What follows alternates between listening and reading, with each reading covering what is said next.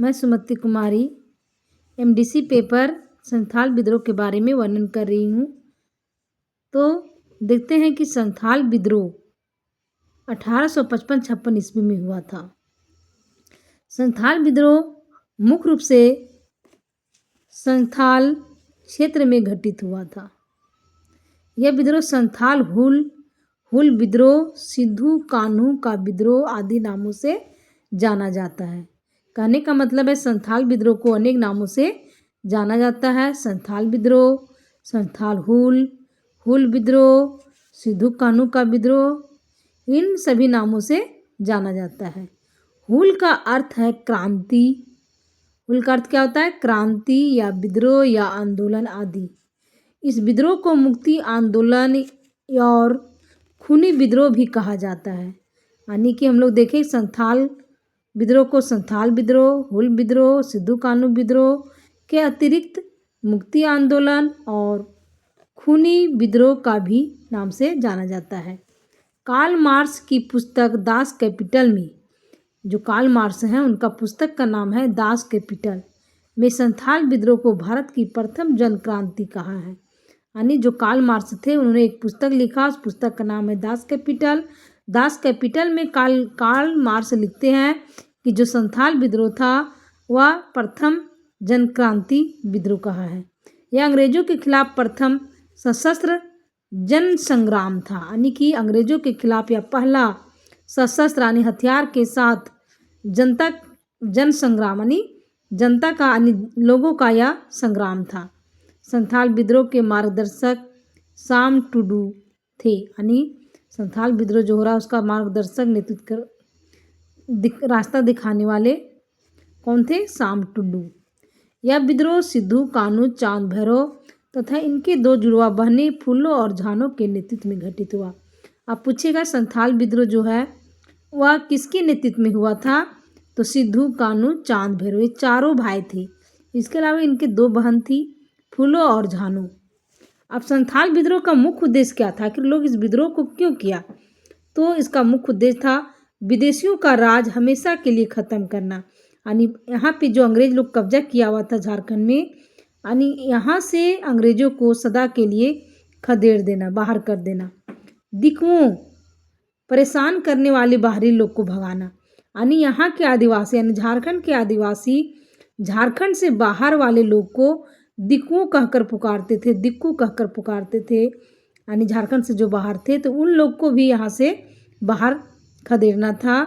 इसके साथ सतयुग का राज धर्म एवं न्याय का अपना राज यानी अब्बा राज स्थापित करना था। यानी संथालों का मुख्य उद्देश्य था, यहाँ के आदिवासियों का मुख्य उद्देश्य था कि जो हमारे प्राचीन काल से जो चली आ रही हमारी धर्म समाज न्याय शासन व्यवस्था वो पुनः स्थापित करना है।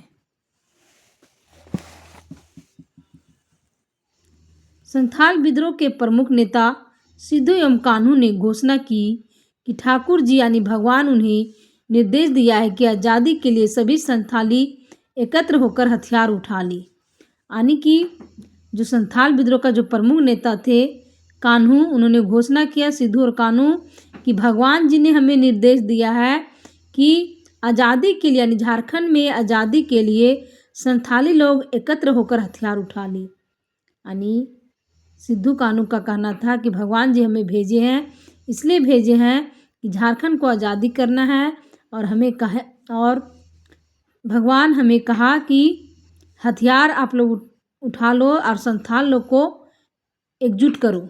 साथ ही दोनों भाइयों ने भविष्यवाणी की कि अब विदेशी शासन का अंत निकट है और ब्रिटिश और उनके समर्थक गंगा के पार लौट जाएंगे और आपस में लड़ मरेंगे।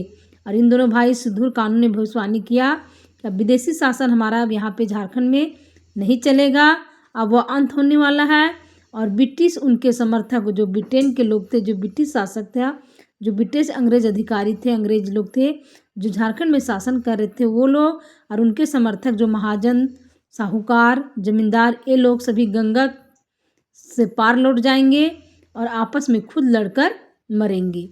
इस विद्रोह का विस्तार संथाल जो प्रमंडल है वहाँ पे भागलपुर, बीरभूम, हजारीबाग समेत लगभग पूरे छोटा नागपुर क्षेत्र में फैला था।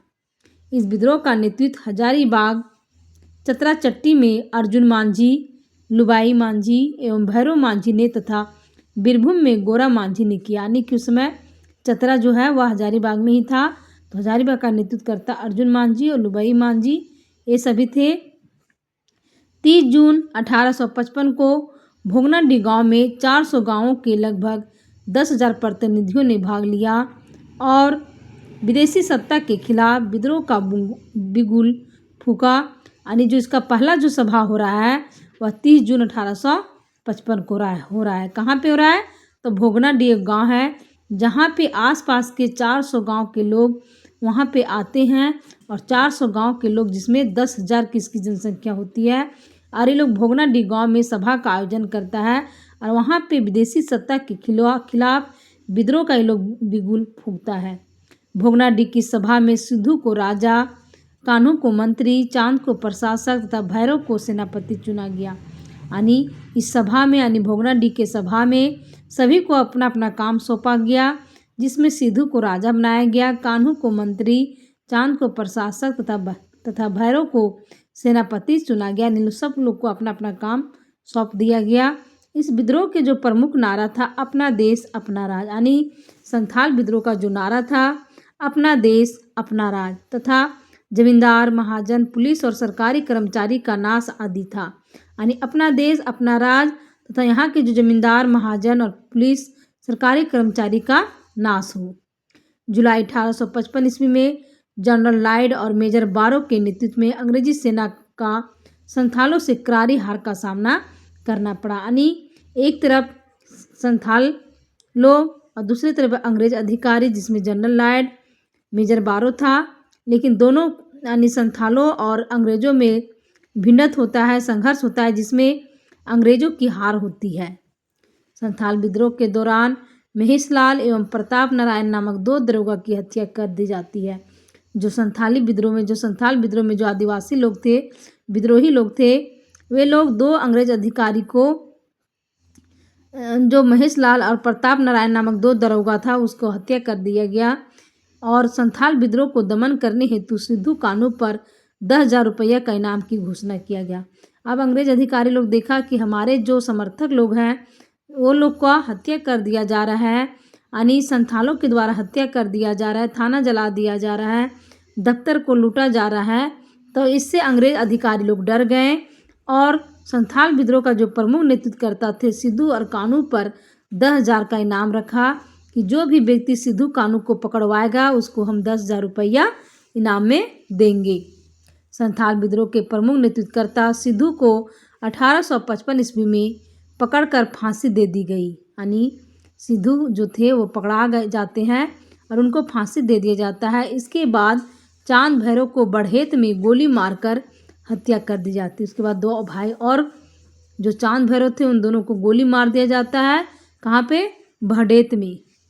और अंत में 1856 में कान्हू को भोगनाडीह के ठाकुरबाड़ी प्रांगण में फांसी पर लटका दिया जाता है। लास्ट में जो कान्हू बचते हैं उन्हें फांसी पर लटका दिया जाता है। कहाँ पे? भोगनाडीह के ठाकुरबाड़ी प्रांगण में। इस विद्रोह के दमनकर्ता होने का श्रेय के अलेक्जेंडर को दिया जाता है। यानी कि 1800 यानी जो 55-56 में जो विद्रोह हो रहा है संथाल विद्रोह, इस विद्रोह का दमनकर्ता जो अंग्रेज अधिकारी है वह के अलेक्जेंडर है। ले थॉमसन और ले रीड के अलेक्जेंडर के प्रमुख सहयोगी थे। और ये जो लोग थे ले थॉमसन और ले रीड, ये लोग के अलेक्जेंडर का सहयोगी थे। और के अलेक्जेंडर इन सहयोगियों से मिलकर के, इन सहयोगियों से साथ लेकर के 1855 का संथाल विद्रोह का दमन किया। संथाल विद्रोह समाप्त हो गई। अब देखते हैं कि संथाल विद्रोह का परिणाम क्या हुआ। तो संथाल विद्रोह का परिणाम यह हुआ कि यूल रूल 1856 ईस्वी में इस क्षेत्र को निषेध क्षेत्र घोषित किया गया। यानी क्षेत्र क्या है? निषेध है, इस क्षेत्र में नहीं जाना है अंग्रेज को। एक्ट की धारा 37 के अनुसार दामिन येको को जिला घोषित कर इसका नाम बदलकर संथाल परगना कर दिया गया। यानी कि इसके पहले अंग्रेजों ने संथाल क्षेत्र को दामिन येको घोषित किया गया था, दामिन येको को घोषित किया था, यानी अंग्रेज क्षेत्र घोषित किया था। अब इसका नाम बदलकर संथाल परगना कर दिया गया। इसलिए एडेन को संथाल परगना का प्रथम उपायुक्त नियुक्त किया गया था।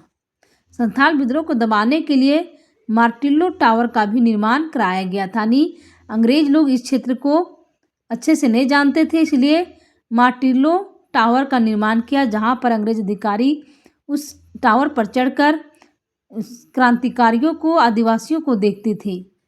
संथाल विद्रोह के नायक सिद्धू कान्हू के बलिदान के स्मरण में 30 जून को हूल दिवस मनाया जाता है। जो हूल दिवस जो मनाया जाता है 30 जून को, किसके यादगार को, बलिदान का यादगार करने के लिए, तो संथाल विद्रोह के नेतृत्वकर्ता सिद्धू कान्हू के बलिदान को याद करने के लिए, स्मरण करने के लिए 30 जून को हूल दिवस मनाया जाता है। यह है संथाल विद्रोह का कारण एवं परिणाम। Thank you.